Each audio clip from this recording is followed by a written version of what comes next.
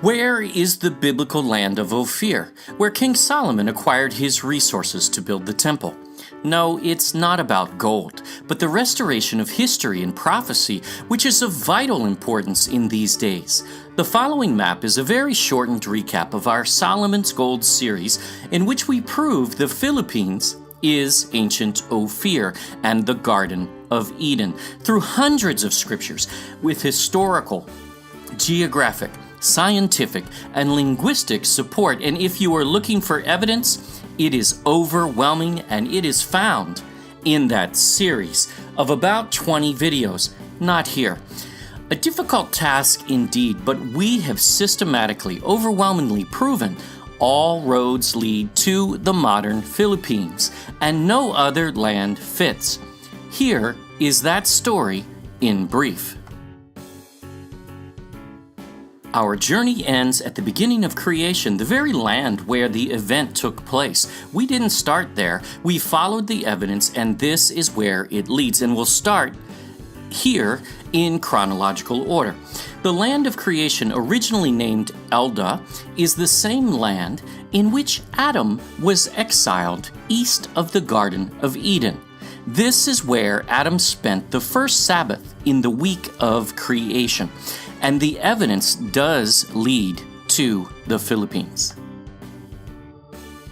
Adam and Eve were then taken into the Garden of Eden, which had been created in the first 7 days just to the west of Elda, modern Philippines. But we could not possibly know where that is, right? The evidence has been right under our noses all along, and we will offer a very small taste in this brief recap. In the book of Jubilees, which was considered canon scripture and inspired by the ancients, John the Baptist, and even the early church fathers, Noah divides the entire earth between his 3 sons, which we map out. He defines their territories turn by turn, and Shem basically received Asia all the way to the Far East. One would have to review that mapping for support. It sets Shem's eastern border just beyond the Philippine Trench, or ancient Pisan River, which we explain, and the garden is defined as being in that area of Shem's territory. Later, Ham's territory is defined to the right or west of the Garden of Eden. Does this prove it? No. We do that in the series. This is a brief. Jubilees further identifies the garden as just north of all the mountains of fire. We find this to be the string of 147 volcanoes, literally called Gunung-Gunung Api in Indonesia, which in Javanese literally means mountains of fire to this day. It sets a perfect border not only to the south of Shem's region, but also to the east, confirming the border to be the Philippine Trench on that side. Of course, we prove this much further from many angles, but we can test this scientifically as though all land animals and humans were wiped out, except those on the ark with Noah during the flood. Sea creatures were not. So, find the most diverse marine population on Earth, and you find the region of the land of creation and the Garden of Eden. And the center of marine biodiversity on Earth is actually in the heart of the Philippines. The Sulu-Sulawesi Seascape is the center of the Earth's marine biodiversity, according to Conservation.org and numerous marine biologists today. Yes, even more diverse than the Great Barrier Reef. This is evidence for creation, not finding human bones. Adam and Eve sinned, and they were exiled from the Garden of Eden to the land east of it, back to Elda, the land of their creation. He tilled the ground from whence he came, and Jubilees demonstrates that is a literal reference. It is then that Adam gave his wife her name, which was not actually Eve, that's a transliteration, but in Hebrew, Hava. He then renamed the land Havilah, which varies Hava to match Eve's curse from the garden, as it means one who suffers pain that brings forth. The Bible is brilliant because it defines this land by its resources, and it still holds true and identifiable to this day. There is gold, and the gold of that land is good, abundant. The Philippines has been mining gold since at least 1000 BC, yet still has the second largest gold reserves in the ground of any country. It is the number one gold region in all of history, indisputably. Bdellium is pearl, not resin, as the Israelites ate manna of its color, and the largest pearls on earth come from the Philippines. Not only is it known as the Pearl of the Orient, but the largest to date is 75 pounds or 34 kilos and estimated at about 3,000 years old. Yes, also 1000 BC. Odd. And you can add to that the second largest, third, fourth, fifth, and so on, as there is no close second to this land in pearl. The final resource criteria is the onyx stone, not the jewel, but that used as a building material similar to marble. The strongest onyx and marble on earth, yes, stronger than that of Italy, is actually found in Romblon, Philippines, even today, and it is abundant. It doesn't just have all three resources, but the Philippines, the Pearl of the Orient, is number one in all three categories, and no other land can compare. And we also locate the Pisan River and the rivers from Eden, further proving this out, and it does surround this whole land of the Philippines. Adam's generations to Noah remained in ancient Havilah until one day Noah was commanded to build an ark of gopher wood, yet we find two very credible references from the early 1800s that this word is not gopher, but instead this is ophir or ophir wood, the wood of Ophir which will cover. Scholars believe this was a red sandalwood, and the Philippines' national tree is such, and even bears a seemingly Hebrew name, which ties to the story of the Queen of Sheba, which we'll cover. We believe Noah would have built the ark on a mountain, and we find Mount Arayat to possibly have a Hebrew origin, meaning earth covered, and that would certainly be a good spot to build the ark high enough to avoid the mega tsunamis from the breaking up of the fountains of the great deep. After 40 days and nights, though it kept raining after that, the ark was lifted above the earth and carried upon the waters, and the Bible gives only one option for where it would come to rest.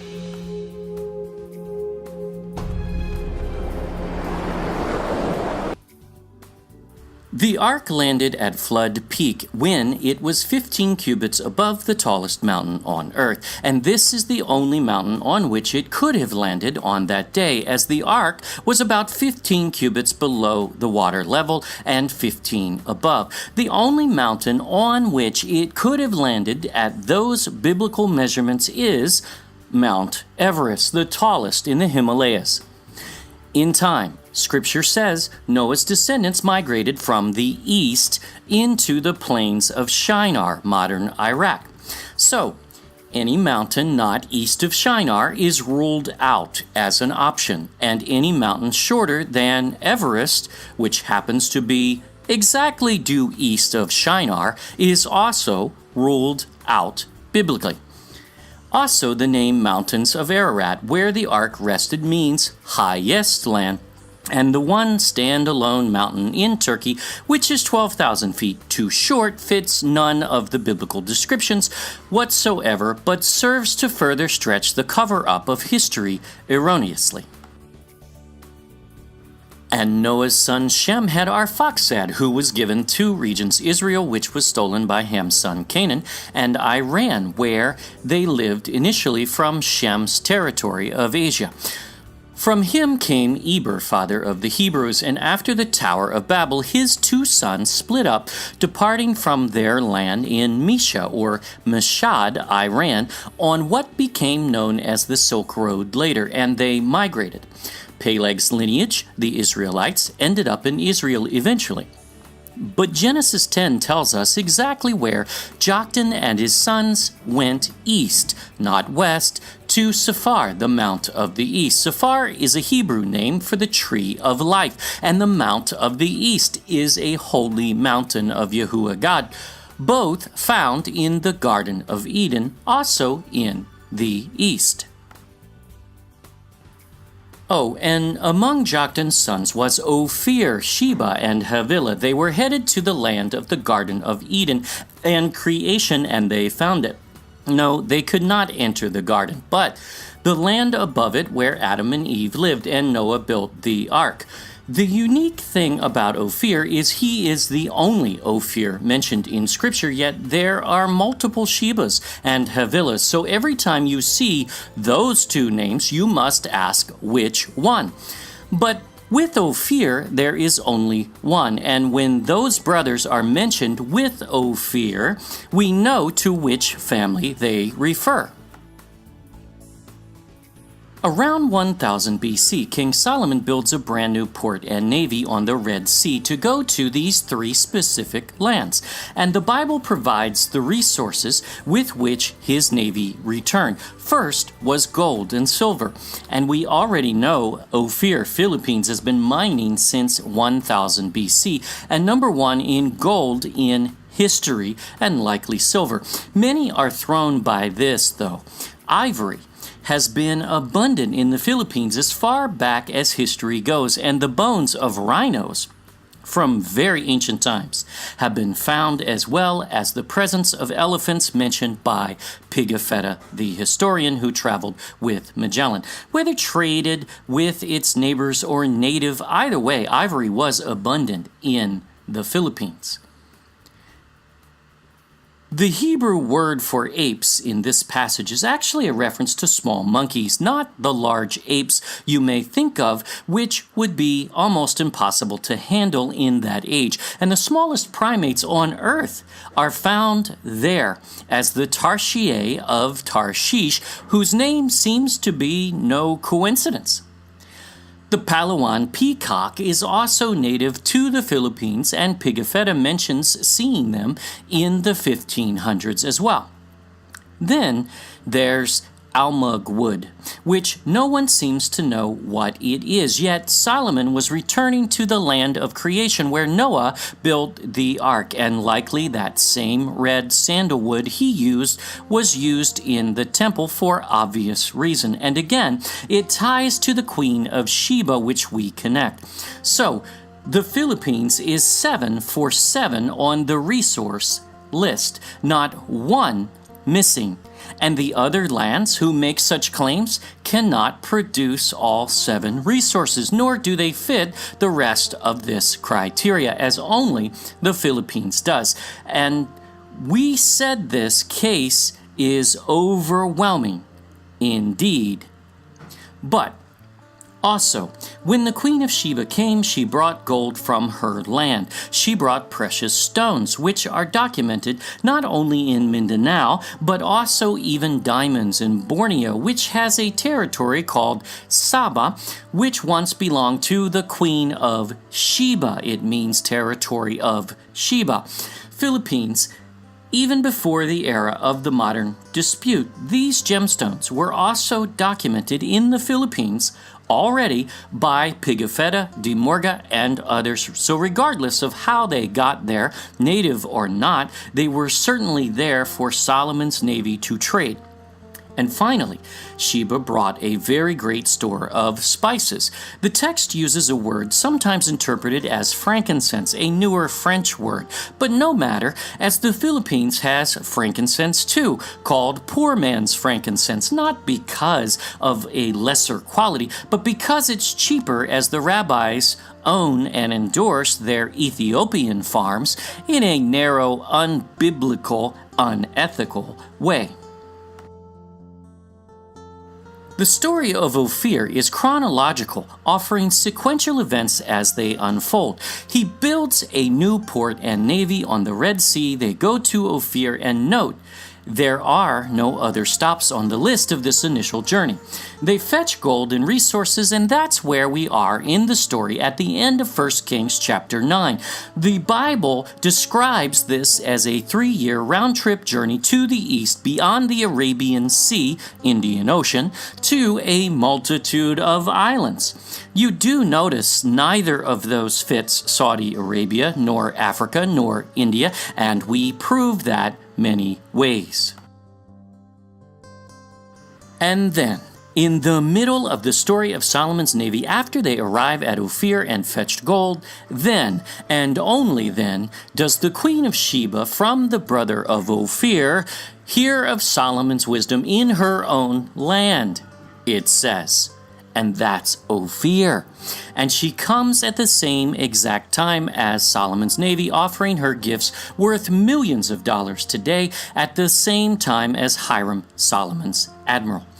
She arrives at the Red Sea port with Hiram, but she has an issue. She now has to get her entourage and 1,300 pounds of gold, a very great store of spices as has never been seen in Israel until that day, and jewels from there to 319 kilometers or 200 miles north to Jerusalem. That requires camels, which she hires, and yes, she travels through the desert to get there. But nothing in this passage identifies her with the wrong Sheba from Cush, Ethiopia, as she is from the brother of Ophir, not Cush, nor is there any requirement for those camels to be from her land. The queen, or at least her land, was likely the wealthiest on earth in those days until Solomon's wealth exceeded it, really for a short time only. Again, the sequential order is Solomon builds a navy which goes to Ophir and fetches gold. The Queen of Sheba heard of Solomon's wisdom in her own land of Ophir and came to Israel. She presses him with hard questions. She offers her gifts valued at millions of dollars today. And then she left. And that's it. She does not have an affair with Solomon, especially not producing a child, according to the source of the story, the Bible. If you have heard this, we cover its origin. The occult Kibra Nagast in Ethiopia, which makes this claim, but that queen in that story, in their words, not ours, has the legs and hoof of a goat, and we reject that as wholly false, as it's the wrong Sheba in the wrong place. This accurate Queen of Sheba is from Ophir, Philippines. Another misnomer out there is that Tarshish is west, because that's where Jonah headed, yet this view is oblivious to that era in history and the rest of the Bible. The port at Ezion-Geber on the Red Sea was broken up along with the ships there, and Jehoshaphat was unable to go to Ophir, Tarshish for resources as he was trying to repeat Solomon's journey. That happened just before Jonah's time, and that is why Jonah found a ship headed to Tarshish on the Mediterranean Sea at Joppa. He was running from Yahuwah God to as far as he could. He wasn't looking for the most efficient route, but the longest, so the ship to Tarshish had to head west, but its end journey must still be east, as it must match the other passages which say Tarshish is a 3-year round-trip journey east. And this passage does too, if one really reads it. Jonah is thrown from the ship and swallowed by the whale or large fish of some sort for 3 days. However, scholars seem to miss the part where he was spit up on shore and made a journey to Nineveh of another 3 days. What Jonah did there is narrowed down where he was dropped off because one cannot get to Nineveh from the Mediterranean in any direction in those days in less than about 14 days, not 3. He was obviously dropped on the Persian Gulf and took the Tigris River north for a 3-day journey, which is about right. So Jonah proves the path to Tarshish, which is equated to the same region as Ophir and Sheba, is east, not west. But its history continues. David tells us exactly where the wise men or kings, yes, kings, came from. And it wasn't the occult Babylon, nor Yemen, nor Ethiopia again, according to Scripture. David's prophecy in Psalm 72 says the kings of Tarshish, the isles, Ophir, Sheba, and Seba, territory of Sheba, would bring gifts to the Messiah after his birth. This is David's son. No, not Solomon, because this son has the ability to redeem souls. So this time, the people of Ophir make the journey to Israel, which is why it took 2 years to get there, as they show up when Messiah is 2 years of age. However, the port on the Red Sea is still broken up at this point, so they have to take the same route as Jonah around Africa, into the Mediterranean Sea most likely. Yes, we additionally prove that the Philippines has both frankincense and myrrh, and most biblical spices for that matter. And just as the Queen of Sheba, the wise men heard from the angel who appeared in the sky in their own land. They came to worship Messiah with offerings of very great value. They offer their gifts and they leave. What does this say of those who supposedly brought the message of Jesus to the Philippines? Well, we deal with that too. But the incredibly abundant proof is that the Philippines was not speculated or guessed to be Ophir in history. It is recorded as being called such many times over. Debate is on record too, and it failed then and it fails now. In 1609, Antonio de Morga wrote that they, Ophirians, already possess in jewels and gold ingots handed down from antiquity and inherited from their ancestors.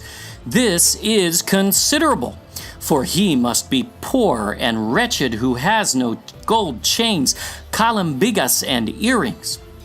Does this not sound like the land of Ophir, Sheba, Tarshish, and Havilah? Well, history tells us it was, and this is also illustrated in the Boxer Codex, proven with archaeology in the Surigao treasure find of recent times and on display in the Ayala Museum of Makati of these exact same jewelry pieces, which were illustrated in 1595. Many writings don't just propose a theory that this land is Ophir, but say it was as fact. And even the natives called it Ophir and Tarshish, and Sheba was and is Cebu, a direct Hebrew variant of the word Sheba, with Saba, the disputed territory, being the property of Sheba by its definition in its Hebrew origin, because no one seems to know its origin. Well, we do. This is a list of just some of the credible witnesses to history who document this, but also the neighboring nations of India and China, even Greek history, the Malays, and the Muslims all record the Philippines as the land of gold, isles or islands of gold, mountains of gold, etc.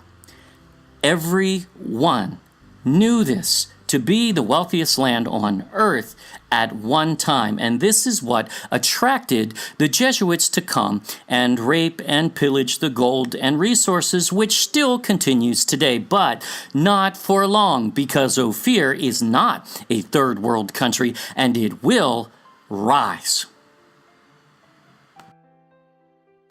Messiah said, "The queen of the south shall rise in judgment with this generation and condemn it." And we are seeing signs of this already today. Cebu is still known as the queen of the south today, and its name is a derivative of the Hebrew word Sheba indeed. Isaiah says, "The isles shall wait for me, and the ships of Tarshish will bring Israel's sons and daughters from afar." This has not happened yet, nor has any regathering of the lost tribes of Israel occurred, and we deal with that in our series next. From the ends of the earth.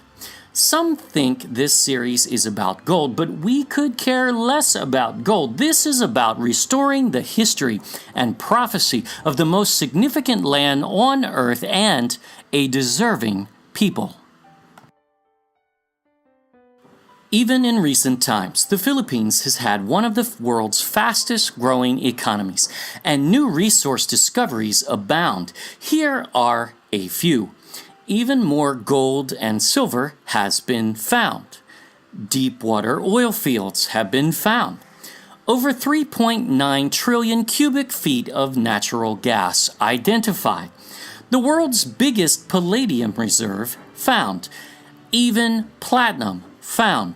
But these are merely physical resources. The most important find is that of a people rediscovering its rich and valuable history and heritage and restoring its purpose in prophecy. And this is happening right now. As the Philippines and the world begins to learn that the modern Philippines is Ophir, land of Solomon's gold and resources used to build the temple, the land of the Queen of Sheba, the wealthiest woman in all of history. Tarshish, the mariner son of Javan, equated to the same region and resources as Ophir and Sheba. The land of the Garden of Eden and creation, Elda, even seen in common names like Imelda today. And Havilah, the land of Adam and Eve and their generations all the way up until the flood. And all of these names are not only documented and located from biblical sources, but history agrees. This land was significant before the flood. It was shortly after the flood. It was in the days of Solomon, in the days of Jonah, in the days of Messiah, even up until the arrival of the Spanish, who record incredible wealth divided among all its citizens and ships as large as the Spanish ships. And most especially, it will be in the fulfillment of prophecy in the coming days, and it is rising even now. This is evidence, and it is overwhelming, and you will find we do not speculate, but we prove this case in over a year and a half since going public with this find. No one has debunked it yet. It's okay to enter this journey with skepticism, as we certainly did as well. We challenge you to watch, test, even try to prove it wrong. And if you agree, apply this newfound knowledge, which is really not new at all. And many witnesses confirm what we are just now finding out, restoring an ancient truth, which many knew all the way up until the 1800s or so, when it was lost, at least. Even the likes of Columbus fully identified modern Philippines as ancient Ophir, Tarshish, and the Garden of Eden. And there are far more than two witnesses to establish this as fact. May Yahuwah God bless your journey.